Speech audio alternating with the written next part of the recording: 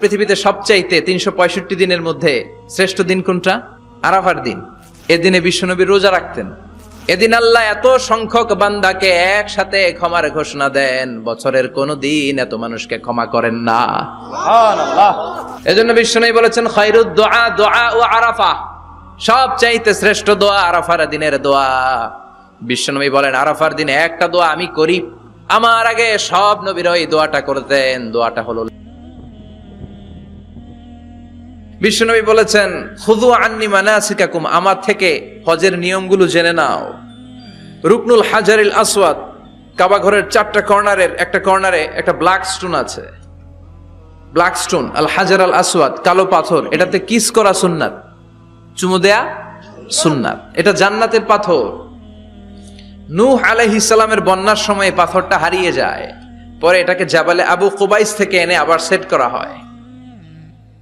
এখান থেকে তাওয়াফ শুরু করতে হয়। কিয়ামতের দিন আল্লাহ তাআলা এই হাজারে আসওয়াদ পাথরটাকে একটা মুখ দিবেন, 2টা চোখ দিবেন। কারা কারা এটার মধ্যে চুমু দিছিল কিয়ামতের দিন এই পাথরটা আল্লাহর কাছে দাঁড়িয়ে সাক্ষী দিবে। এখান থেকে তাওয়াফ শুরু।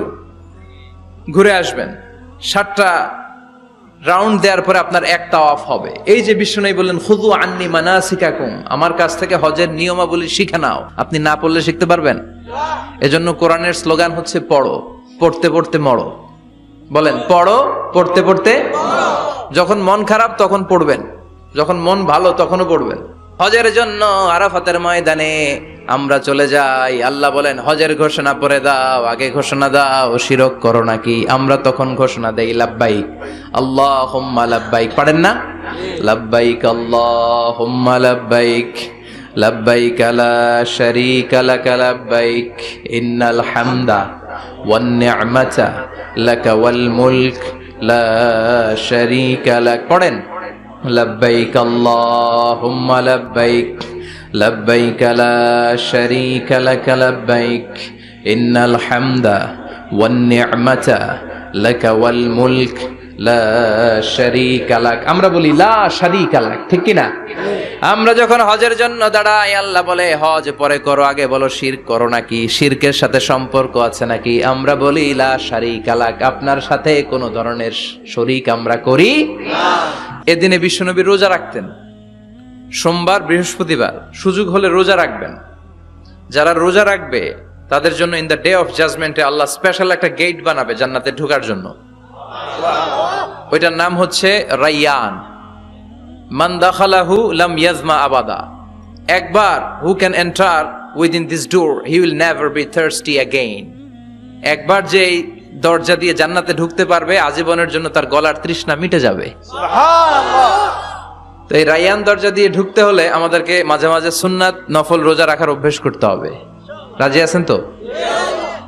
পৃথিবীতে সবচাইতে 365 দিনের মধ্যে শ্রেষ্ঠ দিন কোনটা? আরাফার দিন। কোন দিন? কথা বলেন। হজে যারা গিয়েছেন আরাফার দিন দেখেছেন না? ইজহার আর রেদা পরে আমরা লাব্বাইক আল্লাহুম্মা লাব্বাইক বলি। এটা সারা বছরের মধ্যে শ্রেষ্ঠ দিন। আল আরাফা আল হাজ্জু আরাফা, আরাফাটাই হজ। কেউ যদি আরাফার দিনে থাকতে পারে তার হজ হয়ে গেছে। আলহামদুলিল্লাহ কোন? আলহামদুলিল্লাহ। আর হজে সব করেছে, আরাফা করে নাই, হজ হবে না। কথা বলেন, হজ হবে না। তার মানে বছরের শ্রেষ্ঠ দিন আরাফার দিন। এদিন আল্লাহ এত সংখ্যক বান্দাকে একসাথে ক্ষমার ঘোষণা দেন, বছরের কোন দিন এত মানুষকে ক্ষমা করেন না। সুবহানাল্লাহ। আবার শয়তান ওই দিনে এতটা লাঞ্ছিত বোধ করে, এতটা অপমান বোধ করে, বছরের কোন দিন শয়তান এত অপমানিত হয় না। এজন্য বিশ্বনবী বলেছেন খায়রুদ দুআ দুআ ও আরাফা, সবচাইতে শ্রেষ্ঠ দোয়া আরাফার দিনের দোয়া।